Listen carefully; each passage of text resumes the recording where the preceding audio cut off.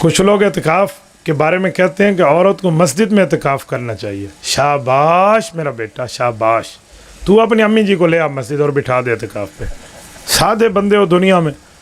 حضرت اماں جان عائشہ رضی اللہ تعالیٰ عنہ ارشاد فرماتی ہیں حضور پاک کے دور میں عورتیں مسجد میں نماز پڑھنے آتی تھیں, اور اب اگر حضور کے دنیا سے جانے کے بعد کے جو حالات پیدا ہو گئے ہیں, اب حضور پاک دنیا میں تشریف فرما ہوتے تو عورتوں کو مسجد میں آنے سے منع کر دیتے. یہ اماں عائشہ کے وقت کی بات کر رہا ہوں, اور آج تو 1400 سال گزر گئے.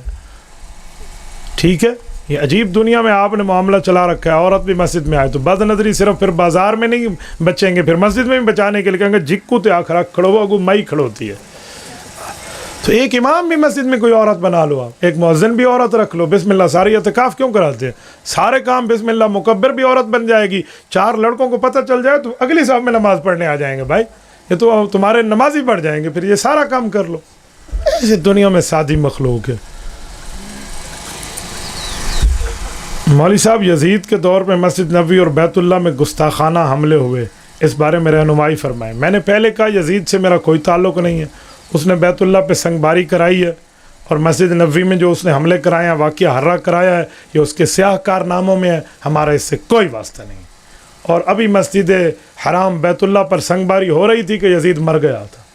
وہ مرا حضرت حسین رضی اللہ عنہ کے بعد ان جیسے کالے کرتوتوں میں ہے, تو میں ان کا کیوں دفاع کروں؟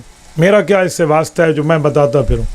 آپ سے کوئی پوچھے نا آپ کا یزید کے بارے میں کیا خیال ہے, ایک ہی جواب دینا کہ جو حضرت حسین کا خیال ہے وہی ہمارا خیال ہے. جان چھٹی.